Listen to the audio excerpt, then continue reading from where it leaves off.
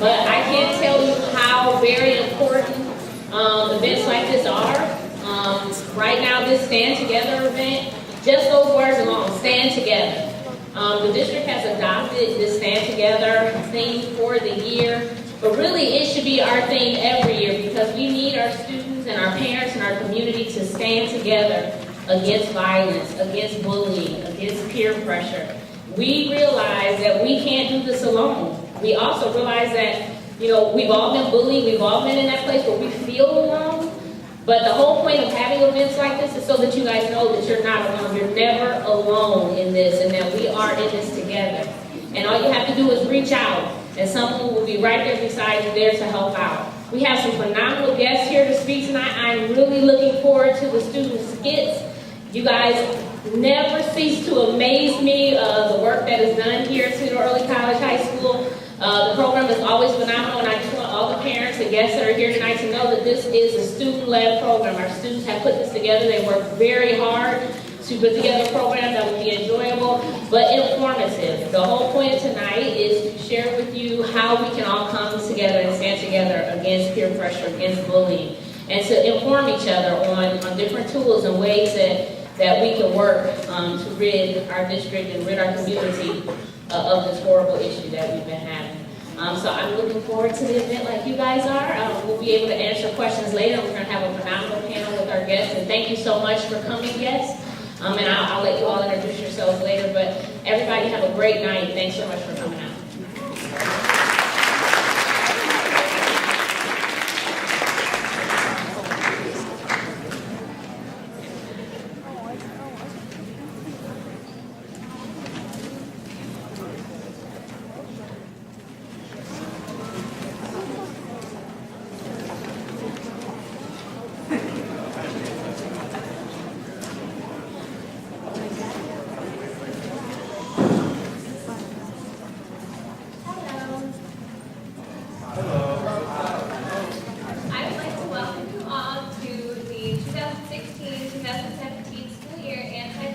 Program.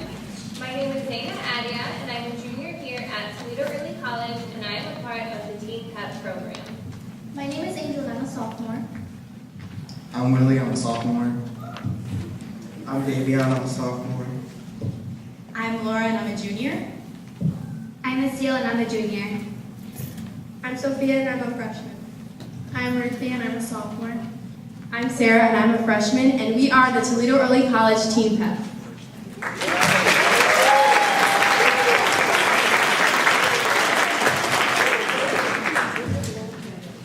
stands for Peers Educating Peers. We are sponsored by the Toledo Children's Hospital, and today we will be talking to you about serious issues such as bullying and mental illness. We usually do this in a classroom, and it's a much smaller group, so please bear with us. We will be having serious discussions, and we urge you to answer our questions and just participate. Though Team PEP has a confidentiality notice, which means we won't tell anybody anything that you tell us, if you are in danger, then it is our duty to tell our counselor or an adult. For this first scenario, we will be at 3 different houses and watch what happens. After every role play, we're going to come out and they're going to ask you questions, and we're going to take a couple answers from the audience. This is my partner in crime for the evening. She's going to take that half of the room, and I'll be on this half of the room. You'll be questions.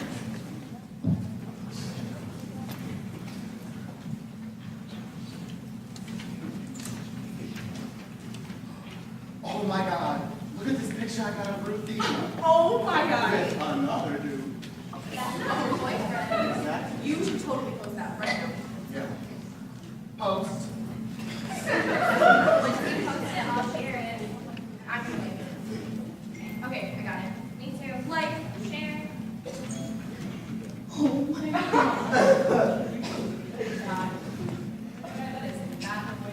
That's a shame.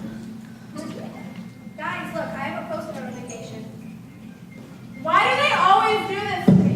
It'll be okay, just take it off. I can't do this anymore. No, this is not okay. We have to tell someone.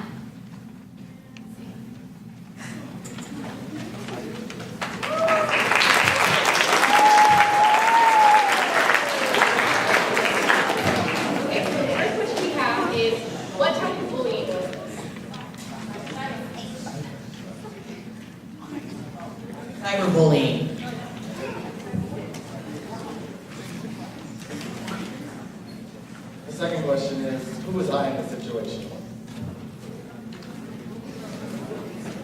You're the perpetrator.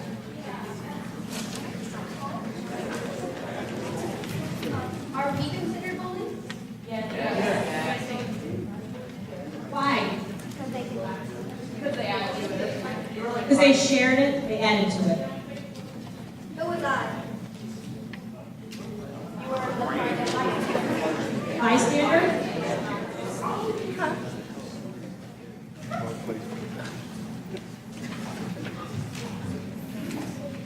Who was I? How do I feel? Do you think that they thought about the way I feel when they did what they did?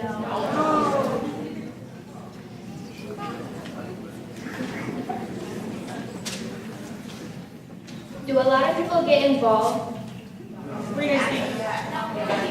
Yes? You're right. One at a time. Everybody gets involved. They share it around and it spreads throughout and they don't do anything about it. So why do you think people don't actually get involved in the situation? The right way. Because they don't care. It's not about them. Yeah. They just want to keep doing it. They think it's okay to talk about somebody else or post pictures of someone else. It's really not about them. It makes a difference when the tables are turned. Yep. In TEC, also, you are not considered a snitch. You are part of the solution. You're only trying to help out and stop the bullying.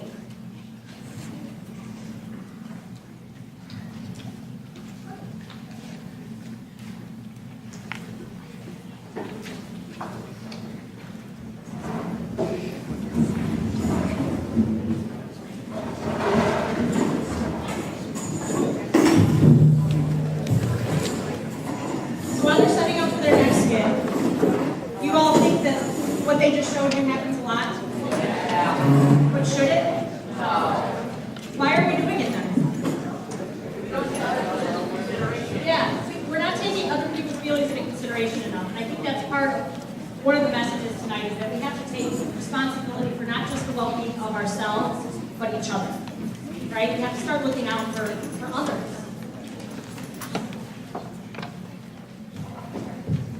So we are in the lunchroom at 3 different tables and the new girl is going to walk in. Watch what happens.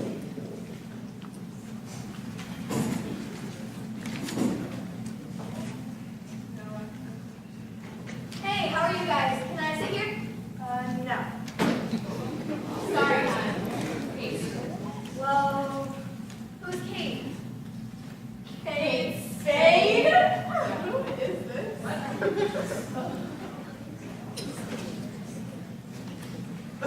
Let me get this on video. Poor little baby.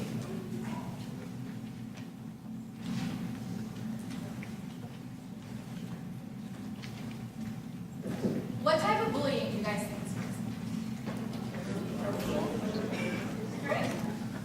It's both verbal and with him a mixture of cyberbullying. Yes, cyber in there. Verbal. Anything else? This is known as exclusion, right? Does this happen? Yeah. Do these situations happen a lot? Yeah. Okay, so we're going to do it a second time and watch what's different.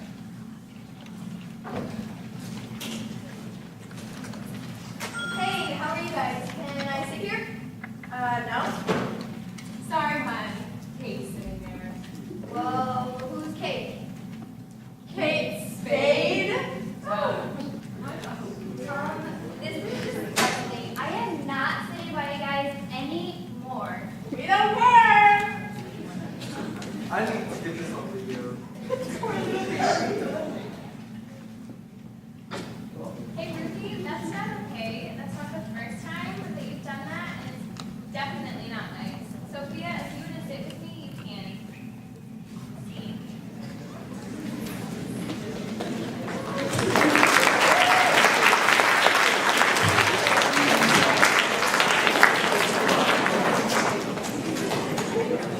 Who was I in this scene? How do you think I felt? Upset. Until he offered you a good joke.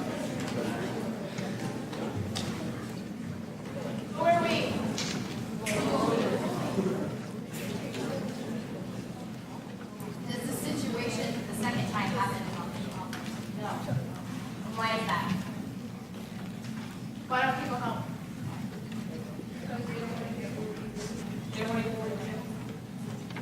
So I'm sorry, just for clarity, you said the first one or the second one? The first one where no one helps out.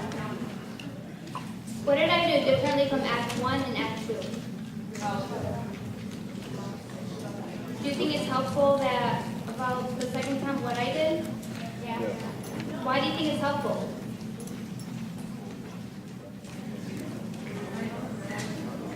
Some people are saying no. They're saying it's not helpful what you did. What? I think if you would have done the thing you did, like stood up for her and not just walk away from that. But I mean, taking up for me, people like deciding to, remove yourself from that type of, association. That's good. What if she's uncomfortable standing up? Is everybody comfortable standing up to people?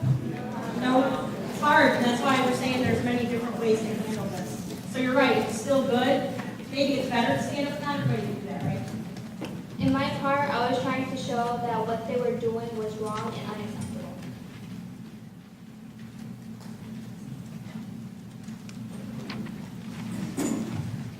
What did I do wrong?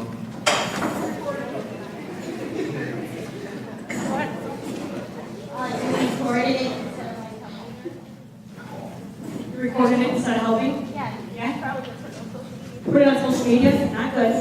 You also encourage it a lot more because when people see that, they're like, oh, that's popular. Yeah. So if he hadn't done that, do you think that this would be more likely to keep happening? Maybe not, right? Do people do this often where they videotape other people's misery? Yeah. Is that okay? No. So why are we doing it? If we know it's wrong to do this, but it's happening, why are we doing it? To get attention, okay? They have another scenario they want to show you.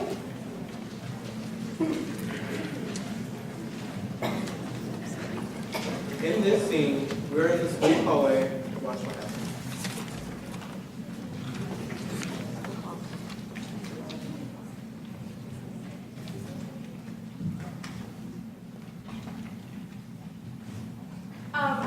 Oops.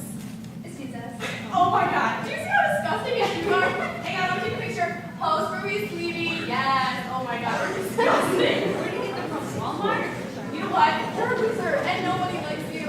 It's okay, Ethan. Come on. It was the last week. We'll move on.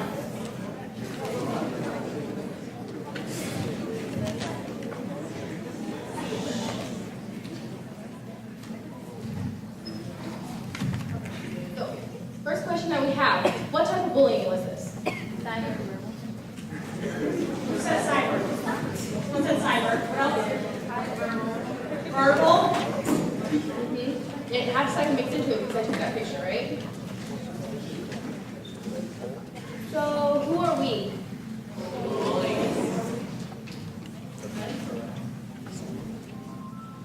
How did I contribute to the situation?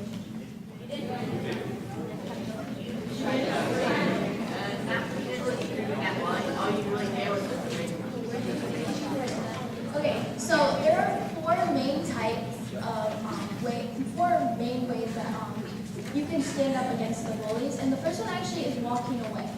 If you walk away from the situation, you're not giving the bully an audience, and he'll feel like he don't have to do it because he's trying to show off to you or trying to get you to laugh. So walking away is actually a really big, helpful gesture to do.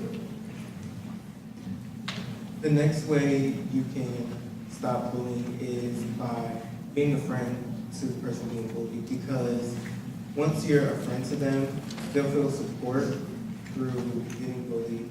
And you don't have to be their best friend, but being a friend to someone and comforting them would be one of the good ways to go through the situation. The third main key that you can do in a situation like this or in any bullying situation is to tell a teacher. Because if the teacher doesn't know about it, then they can't do anything. And many people think that if you go and tell a teacher, you're considered to be the snitch. Well, here in Team PEP, we don't believe in that word. Because if you're not part of the solution, then you're part of the problem. The fourth point is standing up. If you don't feel safe in standing up, you can do the following other 3 points. However, if you do feel safe, make sure you respect both the victim and the bully and feel confident.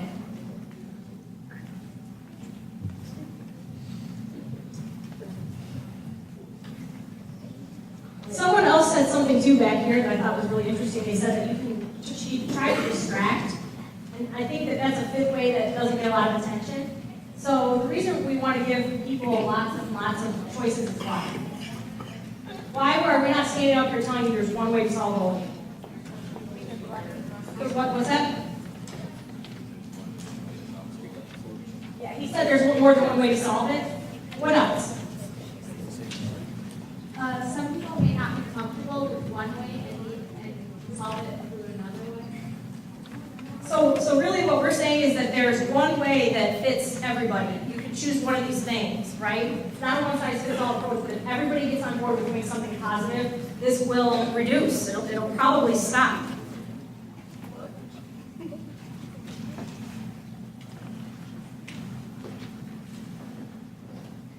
Hi everyone, I'm going to lead you guys through a quick little exercise. So first things first, it's called do the math. And let me tell you before we start that it does all add up. First things first, I want you all to close your eyes. I'm looking, come on, close them, close your eyes. Now, I want you all to think of a time where somebody said something mean or hurtful to you. Keep thinking, keep thinking. But this time, I want you guys to think of a time where somebody said the meanest thing to you or did something super embarrassing and it's going to keep locked away forever. All right, got it? Good. Open your eyes again.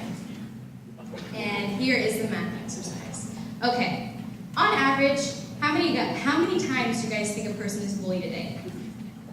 Give us a number. 10. 10. 10's a good number. All right, so thank you. 10. A person is bullied 10 times on average per day. That's a good number. How many days are in the school week? 5 days of school week. What is 5 times 10? 50 times a week that person is bullied. How many weeks are in a school month? 4. 4 times 50 is what? 200 times that person is bullied in 1 month. And the shocking part, how many months are in the school year? 9. 9 times 200 is what? 1,800. 1,800 times that person will be bullied in a school year. I want you guys to all remember that hurtful or embarrassing thing that I told you, and imagine it playing over and over again 1,800 times. I'm sure we all agree that getting bullied once is enough, but 1,800 times, that's quite a bit. And now let me tell you something else. Research shows that 10 times a day is actually a pretty low number for someone to get bullied. Bullying does not stop when you walk out of the doors of the school. It does not stop when you get in the car and you get home. Bullying happens 24/7. We didn't even take into indication the fact that we only use school weeks and not weekends or after school or Friday or the summer. We have technology now. We have Facebook, Snapchat, Twitter, all that other stuff that the kids use these days. And bullying does not stop. Imagine if that person goes home to a family that's broken. Imagine if their parents are getting divorced or they're struggling with finances or anything else. How do you think a person would feel if they were also juggling bullying on top of that whole thing? Give me some emotion, come on. What is the result of that? Depression, suicide, sadness, helplessness. That person would feel helpless. What about school shootings? School shootings. Possibly? Yeah. So you see why it's really important that we all take accountability for this issue? It all adds up. It all adds up, yeah. All right, thank you guys.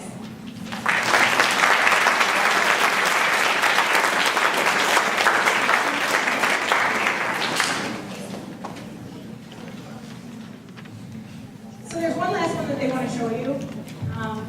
And in this role play,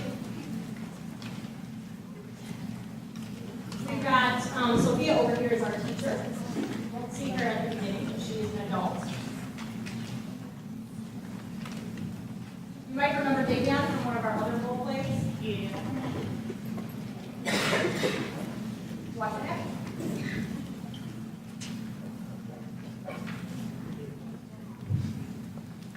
This scene is taking place place in 2 seconds.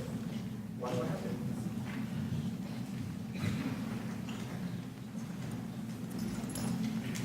Hey, Daniel, how are you doing?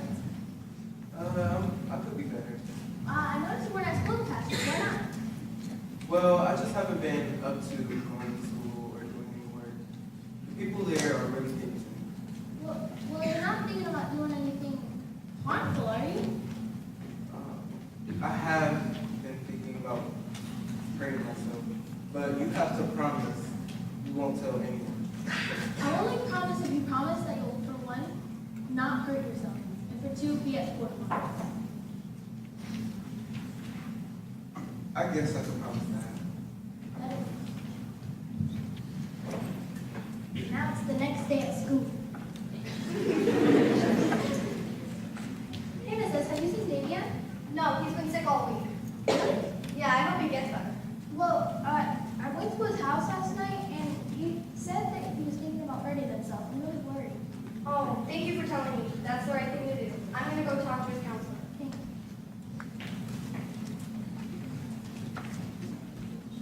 So what happened here?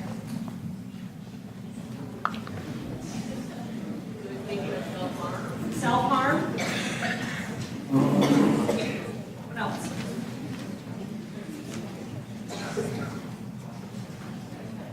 She did the right thing. She told though, didn't she? Yeah. Didn't he make her promise not to tell? Yeah, it don't matter. Doesn't matter. It's more important. Here.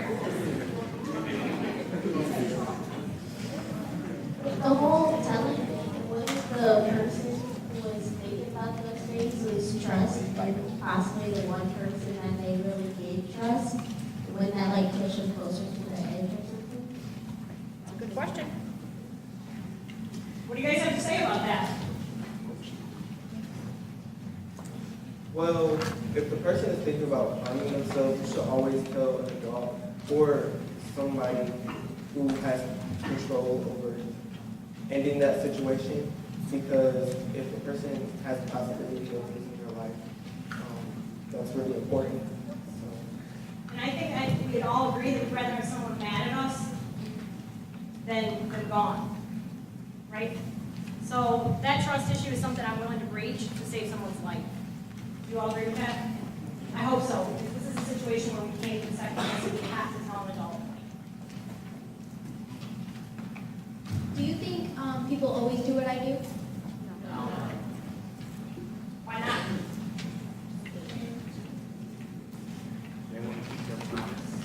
They want to keep their promise. They're scared their friend will be mad at them. It's more important. Their life's more important than someone being mad at you. You have to do the right thing, even though it's hard. You have to do the right thing even if that first person or that first teacher doesn't believe you. You keep going because your friend is more important. You tell the principal, you tell their parent.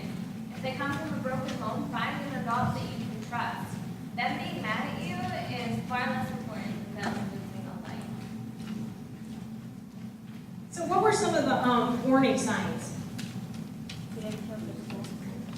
Did you see warning signs that this person was in trouble before it got to that?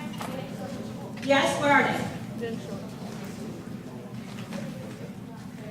Yeah, he came right out and said he was thinking about hurting himself. Right there, it tells you got to get somebody to help. But what else? I think there were some other things that happened. He wasn't showing up to school, right? So all of a sudden, being absent. What else? Anything else? Nonverbal. What's that? Nonverbal. Nonverbal? Nonverbal cues? Say that.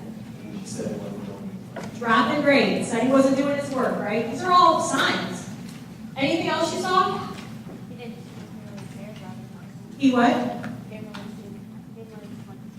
He didn't really seem like he cared about anything. Yeah, hopelessness, helplessness. Just giving up interest in things that you once cared about. Definitely. And that's not an exhaustive list. We urge you to learn more about this. We have somebody here tonight that can help us learn more of those warning signs with mental health and depression. But those are all good things. Dropping grades, absenteeism, sleeping too much or too little. We have to tune into what people's normal habits are, and if our gut tells us that something's wrong, we have to make a call. Do you guys have any questions? No? All right, thank you. Our motto at TEC is, If you're not part of the solution, you're part of the problem.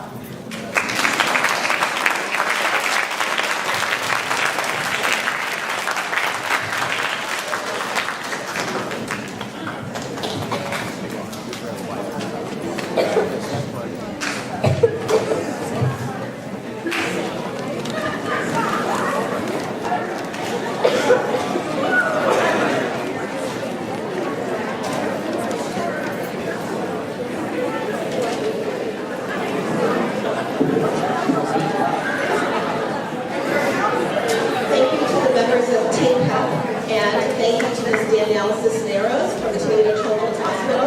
She has been working with our students for over a month, preparing them for this program. The next part of our program, we will bring to the stage. We have several visitors with us, guests on our panel. We have Detective Janet Zales, and she is from the Oregon Police Department. We also have Robin Eisenberg. She is the Executive Director of NAMI of Greater Toledo and Lucas County Suicide Prevention. And we also have Ms. Danielle Cisneros. Again, she is from Toledo Children's Hospital. She is the coordinator of the TEC program. And also on our panel tonight, we have Zainab Adja, and she is one of our students. Thank you.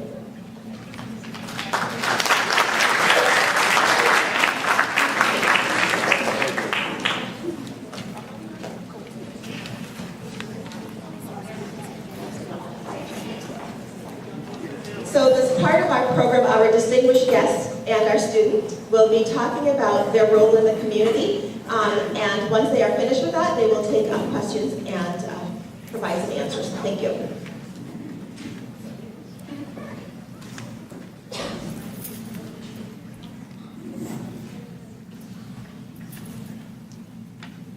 Okay, I'm gonna start. Sam, can you hear me? Everybody hear me? Yes? It's hard to hear, and I was right in the front. So, hi everybody. My name is Robin Eisenberg, and I am the executive director of NAMI of Greater Toledo. Does anybody know what NAMI stands for?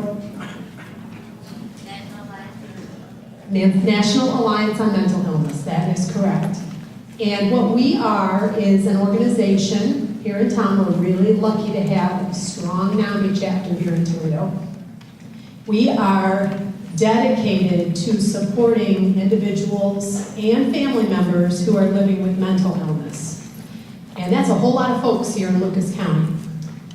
I'm guessing we have about 200 people maybe in this room, and about 1 in 5 of you is probably living with some kind of mental health disorder, like depression or anxiety, or maybe something that's even a little more serious, like bipolar disorder or schizophrenia, or some kind of obsessive compulsive disorder, something like that. Those are all mental illnesses.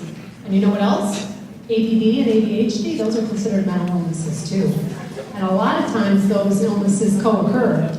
So you may be living with depression and anxiety and ADD or ADHD. Or you might be living with schizophrenia and depression. So a lot of times there are multiple diagnoses. So one thing that struck me when the kids were just doing their last little skit, Dave Young was talking about harming himself. One thing that came to mind that nobody brought up that I thought I would share with you is that most of the time when people say they're going to harm themselves, they don't really want to harm themselves. They just want that emotional pain to end. And really, just by someone being a friend and saying, hey, I hear you, I care about you, that really could be the difference between them going through with that thought of harming themselves and not harming themselves. I've spoken to a lot of kids over the years, and a lot of times kids will tell me just after they've been bullied, just if someone passes them in the hallway and says, hi, how are you? How's your day? Nice to see you. That can really make a huge difference in that kid's day. And so I encourage you, and And sometimes this is hard to do, especially because everybody's always looking at their phones and doing all kinds of stuff like that. But I encourage you, when you walk down the hall tomorrow, say hi to somebody you don't know, or say hi to somebody that isn't maybe not in your group of friends. Just be kind, because that little act of kindness can make the difference in that huge number. When we were talking about those numbers adding up, those 1,800 incidences of bullying in a year, in a school year. Just have one little hello, how are you? Hi, have a nice day. Really can make a huge difference. So, getting back to NAMI.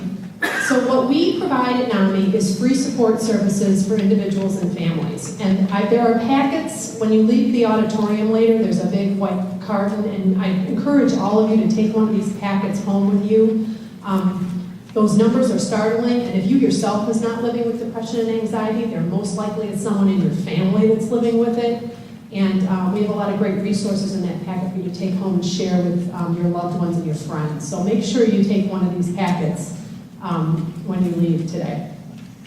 Inside that packet is information about support groups and free education classes, art support workshops, all the different kinds of things that NAMI does to support individuals and families that are living with mental illness. And one of the important things that I want to bring up is we have a partnership with the Lucas County Suicide Prevention Coalition, and I am a board member on that coalition, so is Danielle here. And we actually go out in the community and do suicide prevention education, very similar to what Team PEP does, but it's more about like a Prezi presentation. It's not interactive with peers. Sometimes we have peers come and speak. But we'll come out and do suicide prevention education and teach people what to be looking for, the warning signs, like Davion when he was talking about harming himself, and the risk factors, and how to talk to someone who might be suicidal, and what to do, how to be a friend, and where to go for resources. So that's one partnership that we have in the community that's kind of relevant to what you guys are probably dealing with every day. In fact, I believe last year we had a student rep here at Toledo Rural College that passed out Step Up, Stop Suicide t-shirts and purple bracelets and all kinds of things to help us promote awareness. That was back in September of last year. So those of you who are sophomores and juniors and seniors, you might remember that. I can't remember the young lady's name, but she was very adamant and passionate about spreading that suicide prevention message out in the community. Is there anything I'm forgetting that you think I should, you want to get? So one of the things we want to say too is that we want to get people involved at every one of the schools. How many of you are from early college? Raise your hand. How many of you are from another school? I've seen, okay, there's a couple. If you're at another school, we want to get people that are willing to do just the task of spreading kind messages on social media instead of the negative ones you see. How many of you think you see too much negativity on social media? Yeah, I would say so. And so we're just really about trying to support one another and make everybody feel like they have some support system. And part of that is just changing the culture of social media. But one of the things I want to say about mental illness is that there's a stigma attached to it. How many of you think that one of the big reasons that people don't get help for mental illness is because they're afraid they'll be called crazy? Yeah. As somebody who lost a loved one recently who struggled with mental illness their whole life, I have to tell you that she struggled with those stigmas, and she meant so much to me, and it was really hard to watch that because you want to change one person at a time and say they're still a human being. Your brain's just an organ, just like everything else. And so it's really sad that we have this stigma attached to it. Crazy. What a horrible thing. It's this big barrier that stands in the way of people getting help. How many of you would be ashamed to take insulin for diabetes? Good, now one hand should go up. Mental illness is no different. Diabetes is a condition of the pancreas where it can't properly make insulin, correct? And so when people have that, they can take a medication and they can manage it and live fully productive lives. The same goes for mental illness. It's a condition of the brain. The brain is an organ. And you can take medications that help you manage that and live very productive lives. There really should be no shame in that, right? So we need to remove that barrier and that stigma so that people feel free to go forward and get help. Part of what you saw here is a group of committed teens that want to make sure they change the culture And part of that is taking those stigmas away. But we're asking all of you to join with us in doing that. By being here tonight, you're already taking the first step. And you're saying that you want to be aware, but now you have to put that into motion in your communities, and you have to say, it's not okay to call people those horrible names just because they're trying to get help for a mental health issue. Yeah, and one other thing that I want to mention is that you guys are all under a lot of pressure these days. A lot more pressure than I was under when I was 16 years old, I can tell you that.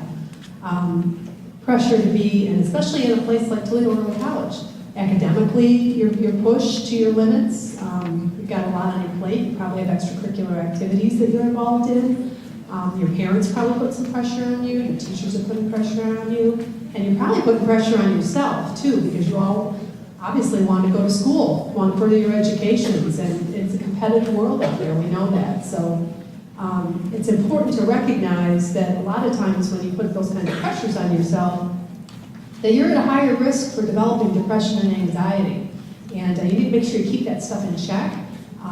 Danielle talked about the brain being an organ, and I'm glad you shared that because, I'm glad you reminded me of sharing that because it can be fixed. Mental illness is treatable, just like diabetes can be managed and lung, asthma, things like that. That can all be managed and people lead very normal lives. Well, depression and anxiety are the same thing. They can be managed with medication and therapy and support services like friends and family. And people can lead very, very productive lives with mental illness. The other thing I want to mention is you're at a kind of that risky age for developing psychotic episodes. I mean, usually if someone's going to get severe mental illness, it's usually around the late adolescent, early adulthood. Doesn't necessarily mean you're going to get it, but it does, triggers can help exacerbate that. So if you are struggling with depression or anxiety or some thoughts like that, it's really important to turn to an adult and get some help so that you can nip that in the bud before you get a little bit older, go away to college where there's even more pressures on you. So please keep that in mind. Yeah, thank you. I am a junior here at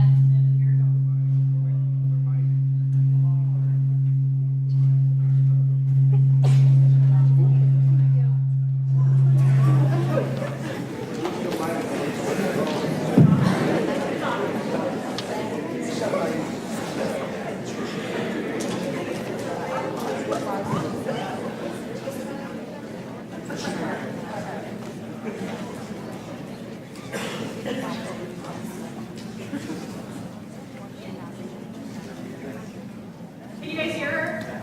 Well, you hear me, but right. Hello. I am a junior here at Toledo Early College, and I know, like most of you know, that we come from a school that is a lot different than many normal high schools. TPS high schools, Washington locals, but I've been at a public school, I've been here, and I've been at a private school. So I know that bullying takes place no matter where you are.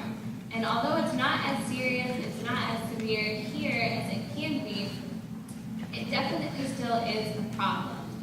Teen Pep's mission is to make sure that people within the community, people within our school, have resources and people that they can talk to, and that they should never be ashamed to come up to somebody and tell them, hey, I'm being bullied. We will help you to the best of our abilities. I know here that the pressure is crazy. I've never been pushed so far in my entire life. I'm 16. We all take college courses. We're in classes with people who are a couple years older and people who can be twice our age. And it's okay to be stressed, and it's okay to be facing different things, because at the end of the day, everybody goes through something different at home. School should be a safe haven where they have friends, where they have people who they can turn to, and people who can give them advice. So if we don't make Toledo Early College a safe place, then some people may not have a place at all.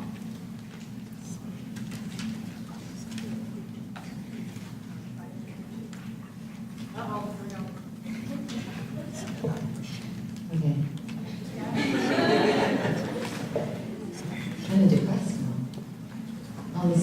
type of question. It makes me sad. So let's talk about boobs. Okay, I'm Detective Janet Zhao with the Oregon Police Division. Who all was at the Human Trafficking Conference and heard me speak? Some.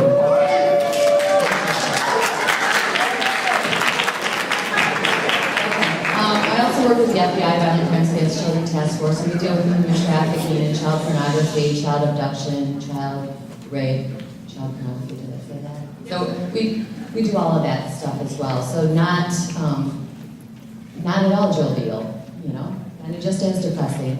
I want to know though, so I know I'm throwing a question out there that maybe a lot of people will answer, but kind of keep it together.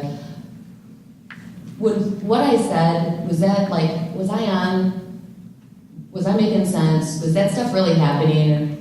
I mean, the sexting and all that kind of stuff. All right, yes, okay, because I always want to ask students after I speak to the group, and you were such a large group, and you guys were running here and there the whole day, so I never really got a chance to ask you if what I was saying was on task. I know what happens in my community, and I know what happens in other communities when I have to come out and help. I just want to make sure that what I'm saying is relevant. So, yes, it's relevant? Okay. So, was there anything that when I talked, who wasn't there so I can see? Who did not hear me? Okay. I don't want to repeat my whole thing that I talk about, but I think it's still important to hit on some key topics because I did later learn that maybe some of the people that were there did not listen to me and may have done some of the things that I told you not to do here at the school. So, I'm not going to name any names because I don't have them, but if I did, I'd call you out privately about it. What I really want to stress about the sexting thing and the sexploitation and everything is not only the loss, because of course that's what I deal with in the after effect of when it's all done and lives are ruined, reputations are sullied. Unfortunately, people do kill themselves when these things happen. I have to deal with the after effects. So it's your guys' responsibility, like I said there, to police each other, to police what each other are doing on social media, whether it be Facebook, Twitter, Instagram, Snapchat, Whisper, Ask FM, whatever else. What else? That pretty much it? Those are the popular ones? And it is geographical too. What some people, I was out at Clyde about a month ago, and they were using things that people in Sylvania weren't using. So it is pretty geographical what is the most popular app to be using. But it is your guys' job to tell each and every one of you what's not cool, what you shouldn't be posting, what you shouldn't be saying. If you're making inappropriate comments, off-color, racist, sexual, anything like that, if someone's posting something that's inappropriate, you need to tell each other to knock it off. And if it's really dangerous, like a naked picture that's being passed around school, you do need to tell an adult. You do need to tell a teacher, a counselor, or the principal. And someone is going to get in trouble. But you always have to think about, oh my gosh, what if that picture was me? What if my boyfriend or some guy conned me into taking a naked picture of myself? If it was my boyfriend and we're trying to have an intimate moment between one another and we're taking a picture, even though I don't know how a picture can be intimate because it's cold.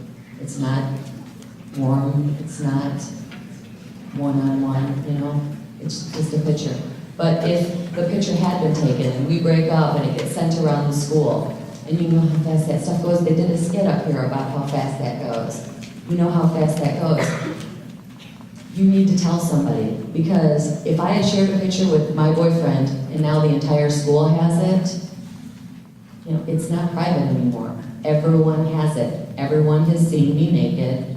Everyone has an opinion of me, whether it's true or not. Okay? And it's a lot easier to maintain a good reputation than to take away a bad reputation. Once that bad reputation, whether it's true or not, is out there, it's really hard to take away. And it's hard every day to come to school with people thinking something about you that isn't necessarily true. Because gosh knows everyone has made a mistake. Nobody's perfect. And maybe that one picture was a mistake and that's all it was, but now this person has a horrible reputation because of it. And you know how we talk about each other. You know how mean girls are. We saw the mean girls. I didn't like these girls that were up here, and I told her, I don't like those girls. They're mean. She called them mean. I said they're mean. They're mean girls, like the movie, you know? But they exist. Absolutely. They exist in adult world, they exist in school world, they exist. But people are mean. And people are mean because it makes themselves feel better. So, police each other. Please police each other. Now, I can go over the laws again if anyone has a question about the laws, or you can ask me questions if you so desire while you have the chance. I think we're going to open it up with microphones on each side so that Great. if you wanted to ask questions, you could. I think we should put this one down there and that empty microphone stand. There's one on this side, and then Janice is going to put one over here.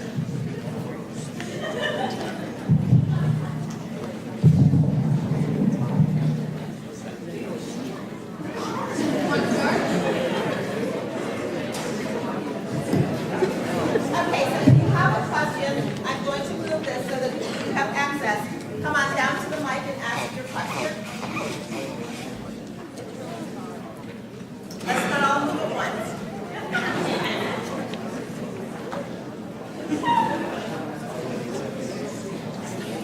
Okay, team have early college students. So you have seen multiple skits on bullying.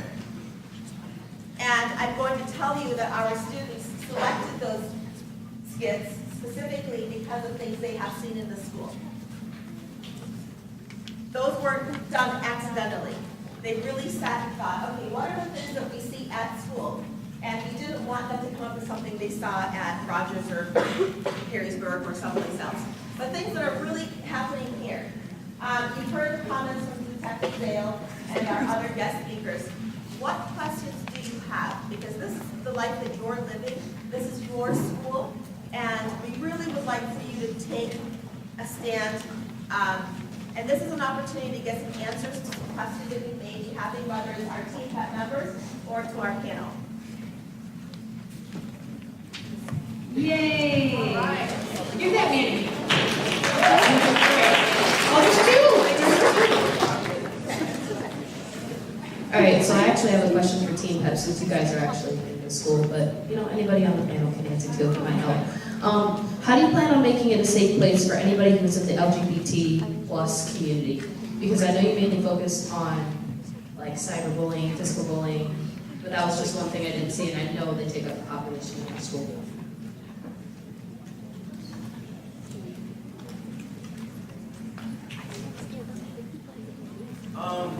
So it will basically be the same, like this general idea. The skits that we did about bullying purchase were very general and didn't like go to a specific gender or ethnicity or sexual orientation. But if that was the case, we would take the same actions that we did in the skits as to be a friend to that person or to not be a bystander, to tell someone in the wrong way. Another thing is that I think Zana said in the beginning that we normally do this in a classroom and to bear with us. And so part of that means that we want to protect people's anonymity. So I think part of what we talk about at each of our practices is how we can include everybody despite their differences. No matter what they look like, their sexual preference, their religion, where they come from, how much money they have. It's about including everybody. So I think really what we like to do is get with small groups so that we feel like we're connecting with people in an environment that they can feel safe to share things. So I think that's one thing that's going to happen as a result of them getting into classrooms. It's very hard to do that here. In fact, we just had a presentation at a different school. Oh, no, it was a training, I'm sorry, and there was about 200 kids there. And one of the students really wanted to share personal experiences. And even though we want to address those things, we can't get them done in a 30-minute session. And another thing that we want to do is we want people to feel safe in the space with us. part of that means we have to tell them that what they tell us is confidential, that if they tell us something that they're going to hurt themselves, they're going to pass it on to an adult. But we also want them to know we can't protect what's said here in front of all these people. I think she said it best, people are mean. I hate to be cynical and believe that.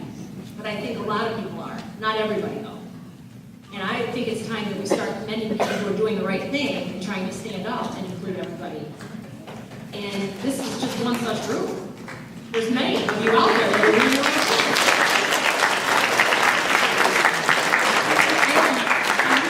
I usually share, and I won't share much about myself, but I usually share the fact that when I was in school, sometimes people will ask me, they'll say, well, why are you doing this work? Were you bullied? And I say, right out, nope, never been bullied in my life. But you know why this is close to my heart? Because I had a terrible home life. And when I went to school, I had the greatest support system you could ever ask for. And I went to school, and that was my refuge. I had positive people around me. I knew there were people that cared. I really don't know where I'd be today if there weren't people like all of you who were clapping for doing the right thing, kids like this, true friends that said, you can talk to me, you can lean on me. So it breaks my heart to think there are kids that are coming to school to find refuge sometimes, and instead they're not finding it, they're finding meanness, coldness, and hate. So they have a big task ahead of them, and they know it. But hearing those things, like, that's how we have a conversation about how we are going to change each of our communities to make it better. Everybody has to step up and say something. Yeah, so the other thing, like directly towards your question, was a lot of the things that were said were points of how you can stop bullying in general. And so a lot of that applies to whoever is being bullied. The 4 points we talked about, the standing up, everything applies to any type of hate that you see. It all applies to that. Good question. All right, so if you were to see somebody getting bullied in the hallway, like up against a locker, whether it's verbally or physically, what would you rather do first? Would you like try to break it up first, or should you like go get some help? I think that that's a really good question because it is something that you see. You may not see it here, but it is something that you constantly see in other high schools. You do whichever one you're comfortable doing. If you're with somebody else, if you're with a friend, and you're not comfortable getting involved, then go get somebody like a teacher who can. Somebody who definitely will. You can walk away from them, but don't walk away and ignore it. Walk away and tell somebody. Walk away and do something that you know will stop that person, and do it as soon as possible. Because if they're being beat up, then you don't know how much will happen in the 30 seconds that you're gone. So one of the things that we're asking is for all of you to take a stand. However, we are not asking you to put yourself in harm's way. Never, ever, ever put yourself in a situation where you will end up being bullied or you will end up being a victim of some type of physical violence. However, we are asking you to take a stand, find an adult, report the incidents.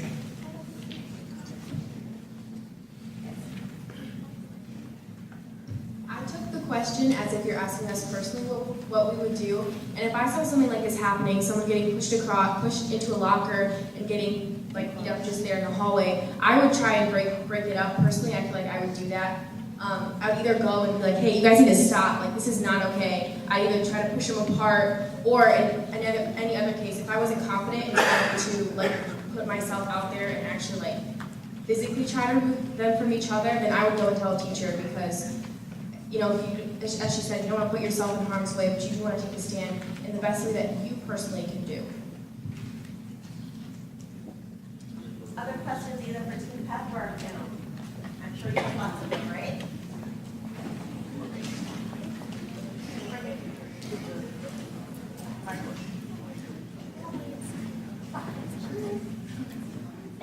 So what do you do if like an adult is bullying a student, like say a teacher in class, when you're answering questions?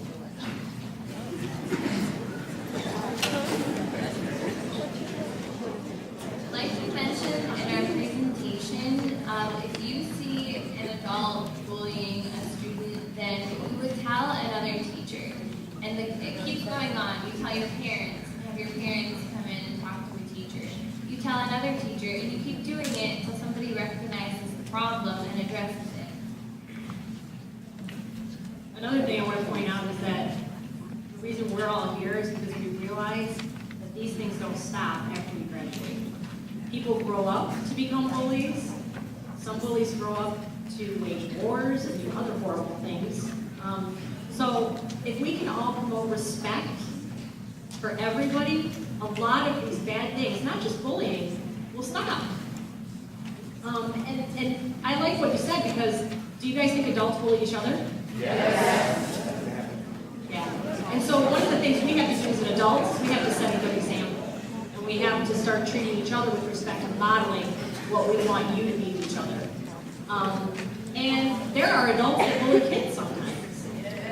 And what you need to do is get a different adult involved, right?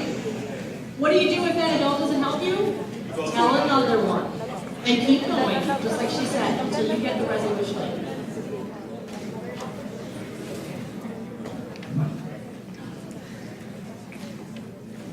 Other questions?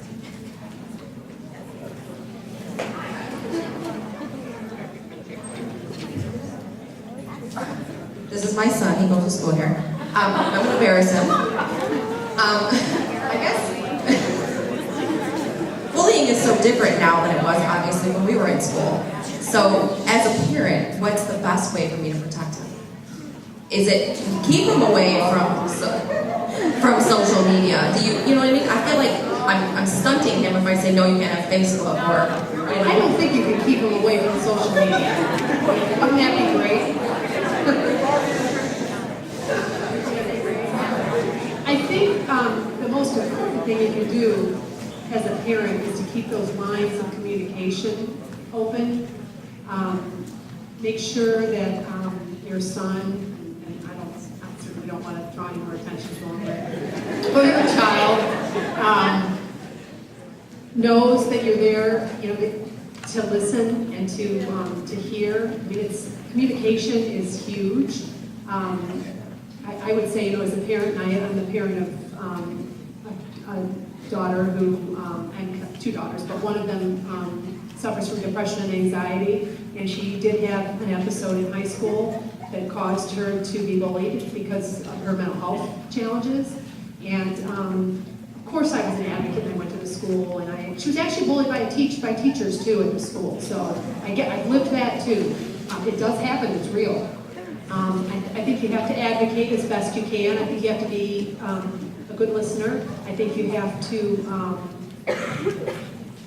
empower your kids to learn those 4 things that the Teen Pep kids were talking about, like walking away, finding an adult, those kinds of things. I think we have to keep instilling that in our kids.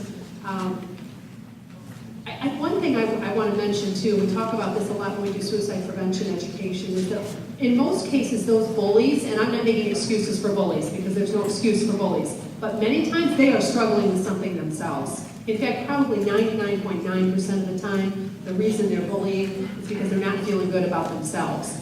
And so there's either something going on in their own home or in their life, or they're suffering from their own depression and anxiety or mental illness. So, it's important that we talk about this and that we bring this to the attention of the administrators and the teachers, because the bully needs help too. It's not just the victim. The bullies need that help too. They're at risk for things like suicide and developing mental illness and things like that. So I just think we have to be good listeners and good communicators and keep pushing those 4 strategies for helping. Yeah. And again, teaching our kids to say something nice to someone every day is really, really important. I know I feel better every day when I'm pretty friendly. I'll talk to strangers. Hey, how are you? Have a nice day. I'll be walking in the morning and talk to someone and say, hey, hope you have a great day. And it makes me feel better. So, I'm sure it makes the other person feel good too. Okay, let me first say, there's nothing wrong with loving your son. And there's nothing wrong with your mom loving you. I put a note in my boys. In public. No, I'm not talking weird love, like the stuff that I deal with at work. She's like, I put a note in my son's lunchbox the other day just because I thought, I could have liked a note in my lunchbox, and it said, love you, have a great day at school. That's all it said. one of his friends saw him. He's like, oh, your mom put a note in your lunchbox. So he had to come and tell me, don't put any more notes in my lunchbox, Mom. He's in 7th grade. Because, you know, I got teased about it. I said, big deal. Who cares? He's just jealous that, you know, I love you more than his mom loves you. But I'm pretty sure his mom loves him too. But I really love him. But so nothing wrong with that. Don't be embarrassed. Your mom's cool, what she said. Now, what I always tell the parents, and I know the students don't ever like to hear this, but parents really need to monitor what their kids are doing on social media, on their phones, texting, whatever. You need to pay attention. I go through my son's phone randomly. I just pick it up and go through it. I go through his internet history. One time, he cleared the internet history on our computer when I just happened to go check one day. And I'm like, he was on all day. And it shows there's no history. So what was he looking at?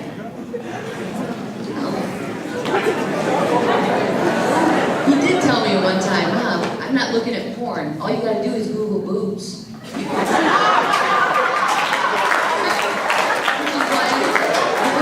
everyone is curious and everyone looks. Which is why the parents have to monitor what they're doing. You know, whether I don't want to say that you're spying on them. I don't want to say that you're invading their privacy, but it goes back to the old adage when we were growing up. My mom and dad did not let me leave the house without letting them know where I was going, who I was going to be with, what I was going to be doing, and what time I was coming home. It is the same thing now with the internet and social media and all the electronic devices. You gotta know who they're talking to, what they're talking about, you know, how long are they actually on there, and there's gotta be a time limit to get off at night. You gotta rest, you gotta shut it down. Just because you gotta get your brain out of that. So, you have to monitor. You have to be friends with them on Facebook, I'm sorry. Just to see, not what necessarily they may be doing, but maybe what their friends are doing whose parents aren't paying attention to what they're doing. Because, you know, it takes a village, and that's totally true. You know, we're parents to all the children. I wouldn't do this stuff with you guys if I didn't genuinely care.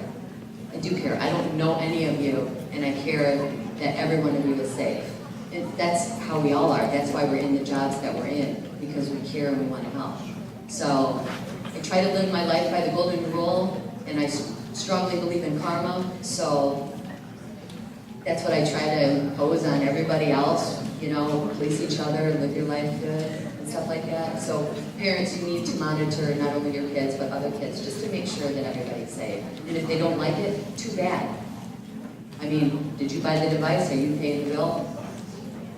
Until they do it all themselves, it's yours, okay? I dealt with a parent before whose son was getting naked pictures sent to him from some random person in the world. And I said, okay, you know, sign on, log on to his account and let me see the pictures. And she's like, well, I don't know his password. He was 13. Why don't you know his password? Who's he talking to? You have no idea. So, unfortunately, you have to know their password for safety. Not because you're spying, for safety. And don't cross that line, really, or they'll never tell you anything again. So, if they do tell you something that's happening, don't freak out and want to take their devices away, because they'll never tell you anything again. Just be cool about it. I mean, we're all kids. We understand what it's like to be a kid. So, okay?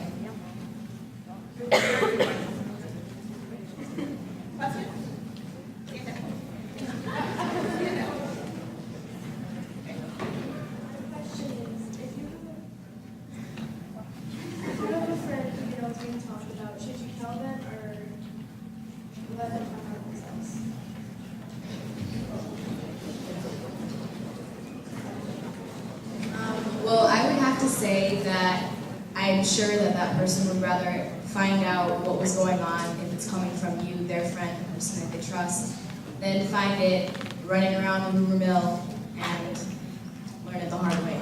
So that's what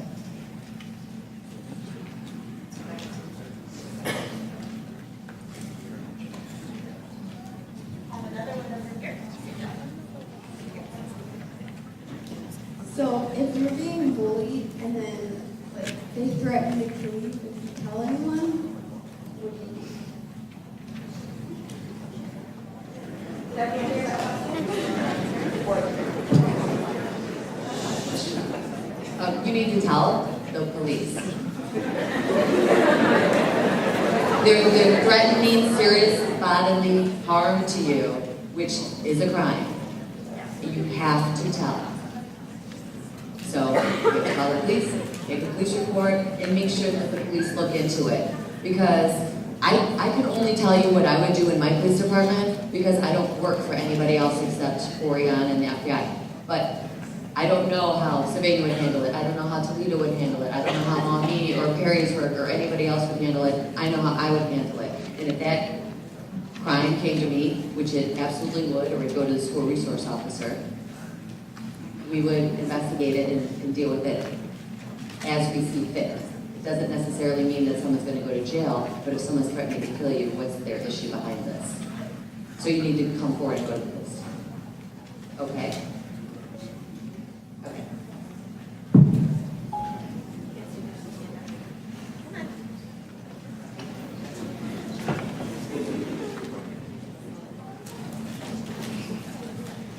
Okay, so my question is, how do you help someone who doesn't want to be helped? So basically, you warn someone about the situation they're getting themselves into, and they continue to make actions to dig themselves deeper, such as they're sending nudes, and they continue to dig themselves deeper, like I just said. Are you opposed to me offering something before the kids do? Is that okay? Are you asking them? Or anybody? I just want to say that some of the things we talk about, again, respect is at the baseline of all of this. Respect for yourself and respect for others. A lot of what we're talking about overlaps with teen dating violence as well. And I know this is bullying month. These kids are going to be working really hard to get stuff out during Teen Dating Violence Month, so we'll expand on that more. But one of the things that's really important that we try to stress in this program is you have to be patient with people. And I have to use teen dating violence as an example because the most statistics are behind that for the situation that you're talking about. But for example, a person who's in a battered relationship, it may take them 7 times leaving the person and going back to them before they actually break up and make it stick. One of the things that happens in these relationships, and certainly in bullying, people get isolated, right? And isolation is so bad. And it's one of those things, especially in an abusive relationship, the abuser wants that. They want to pick the friends off so that that person is a sitting duck and has no one else to count on. Well, our message to you is be patient, because when they really decide to leave, when they really decide to get help for what they're going to do, you know, whether it's sexting or whatever it is, they're going to need their friends to lean on to have the bravery to face it. So I realize that's hard, but the message that they'll be spreading is be a friend to somebody and understand that we can't always understand everything they're going through, so we have to be patient and stick by them until they do the right thing, because it may not always happen the first time. Does that kind of address what you're saying? A little bit? But they can expand on it more if they want.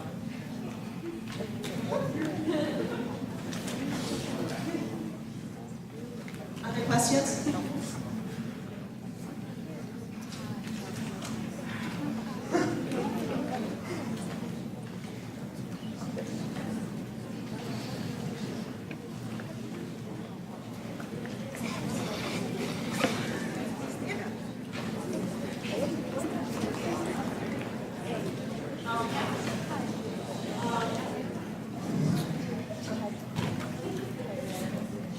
My question is, this isn't really on topic, but a friend of mine happens to be talking to an adult online, like, and I like warn them, but I don't know how to like handle the situation. So. Talking in a bad way? Like Yeah. they shouldn't be talking that way to this person? Yeah. Obviously, if you know it's bad, they probably know it's not right, but it's exciting, it's taboo, and they want to continue doing it, which is why you need to put a stop to it by telling. You know, and it seems to be the theme here for everything is you have to tell, you have to be a voice for them. So if they're doing something, if they're involving themselves in a situation that's harmful, dangerous, potentially illegal, you need to come forward and say something to help them. It's the same with her question over there about continuing to put themselves in a bad situation over and over again. You need to come forward and say something so they can help themselves. And if you know that the conversation is turned illegal, you can take steps forward. And I don't know if you have school police here, school resource officer or police, but you can go forward to them too and explain the situation, and then they can take it forward from there. Okay, so kind of like back to her question over there with the whole like the person digging themselves deeper into the problem. You were saying just to like stick around and be patient so you're there for them when they do decide they need help. But like, how do you balance that? Because I mean, as teenagers, we're supposed to try to surround ourselves with positive people, with good influences. Like if somebody's not wanting to help themselves, is it really a good idea for you to stick around because that could be drawing you into the problem too? Well, I Especially if it's more certainly than one think person. that we all have to balance our own well-being and our own mental health with helping friends and being supportive. That is really important. At NAMI, when we teach our classes, we teach people about self-care because you cannot ever be a support to someone else if you're not taking care of yourself and if you aren't in a good place. So I think definitely have to look at yourself and make sure that this is something that isn't going to affect your schoolwork or your attitude or your mental health. And so I think that's really important. It depends on the situation. We've talked about a variety of topics, and they range in severity. And so without knowing the particular situation, what I said might be helpful, but it might be way off. So I don't know. I know that if somebody's life is in danger, what Janet said is what I got to do. They're putting themselves out there too much. Adults are probably getting a hold of it. You need to tell somebody and get them help. But I can't judge that situation not being in it. It's kind of goes back to what the Teen Pep kids were saying. You need to have tools. One of them is knowing when your limit is and when to take care of yourself and when it's toxic for you and you have to step aside. One of those tools is knowing you have a trusted adult you can talk to about things and turn to and say, hey, this person needs help. One of those things is I have the patience and the strength and I know they're going through a hard time, I'm going to stick by them. If that's not working, you need to choose one of those other tools. And so, like everything we've talked about here, it's per basis, per situation, and only you can be the judge of how serious that is at that moment and what the right plan of action or what the right path is to take from there.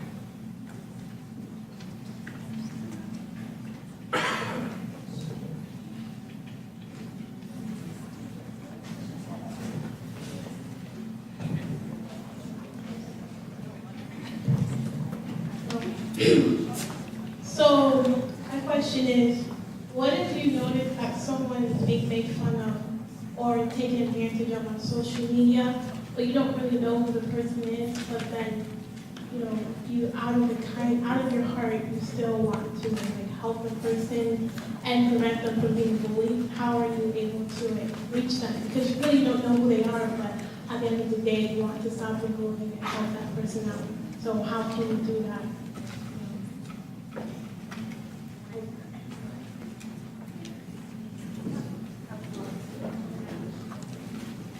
So obviously when you're on social media, you don't want to put yourself in danger. So maybe sending them a message wouldn't be the best solution. But I know that on every social media, even if it takes a while, Facebook or Twitter will go through all of the reports and the things that they got during the day. So you could reply to the comment. You can see what other options are there. You can report the actual person and leave a comment and say, this person has left a mean comment, or if you see them, you've seen them doing it like multiple times, you can say, and hopefully Facebook will take care of it and lock them out of their account and do whatever they do. But in reality, that will probably not happen. Because Facebook has billions of subscribers, and they have even more complaints every day. So it takes illegal, terroristic threats and nude pictures of children more than 24 hours to come down. So a mean comment or something nasty being said might not even come down because it could fall under the First Amendment freedom of speech. Okay? So don't think that that is the option, the only option. Now, if I saw that happening, I wouldn't mind contacting someone that I didn't know privately through a direct message and say, hey, I saw that you were being bullied, I saw that this stuff was being said about you. Just know that, you know, I don't really know you, but I know that that's wrong, so don't think that. There's nothing wrong with that. I mean, if you already have some sort of connection with them on social media, you're kind of a friend anyway, right? So there's nothing wrong with reaching out, not necessarily, no, but I mean, I don't have 3,000 friends. But there's a reach out already happening. I mean, she noticed something was wrong. There's nothing wrong with reaching out to that person and saying, you know, I saw it, it was wrong, and just know that, you know, I didn't. So, it's right. So, right. But don't rely on the notifications to take things down that aren't right, because it sometimes doesn't ever happen. There any additional questions?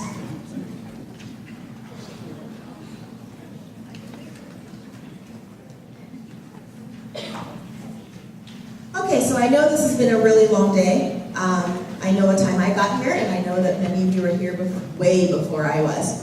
I do appreciate your attention. I appreciate you being here. I know early college students, you were mandated to be here. However, it is absolutely critical that you take away something from the presentations, our guest speakers, and understand that you're not in this whatever situation by yourself. So whether it is you're being bullied, or you know someone who's being bullied, we're really asking you to, hopefully these messages will resonate and it will help you along the way.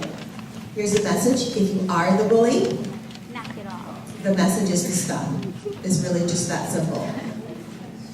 And the bullying we've talked about doesn't just happen, you know, the old way when I was in school, people shoving and pushing and just saying mean things. Social media has taken on a whole different life onto itself. So, again, if you're the bully, the message is really simple: stop.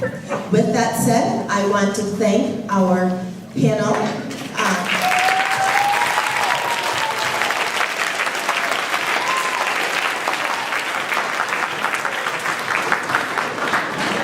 Thank you. We brought in these our guest panelists because they really are a resource in our community. If you are a person who needs help, if you know someone who needs help, please reach out to them. They really are a valuable resource to you and your families. Don't forget about the packets. If you want one, they're in the back in a white crate. I'll right outside the door. Okay. I really especially want to thank Ms. Danielle. She has been with us over the last...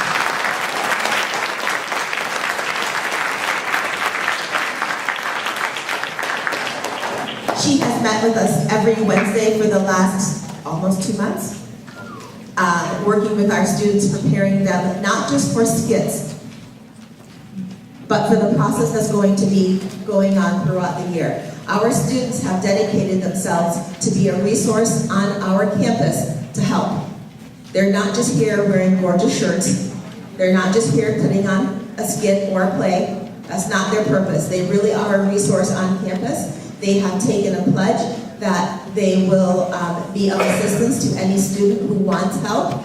They have taken a pledge of confidentiality, and they are very well versed on the process for getting you help. So I'm going to have them introduce themselves one more time, and it's really critical that you know who they are, especially freshmen. I know it's a really small school, everyone knows everyone, but the freshmen may not, so I just want them introducing themselves one more time. My name is Angel.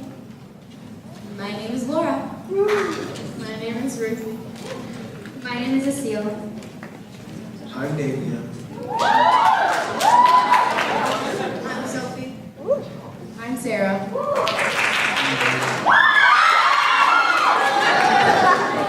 And I'm Zayden.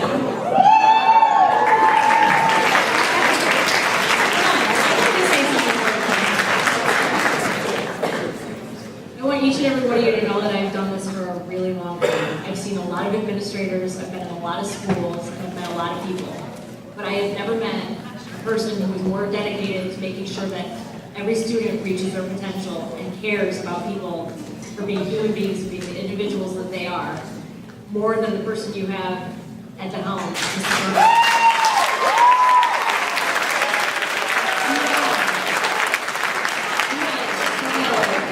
So fortunate to have somebody that works as tirelessly as she does, and I know she will give you everything she has and then some. So, you know, just know that you have some incredible people here working to support you. Thank you for that.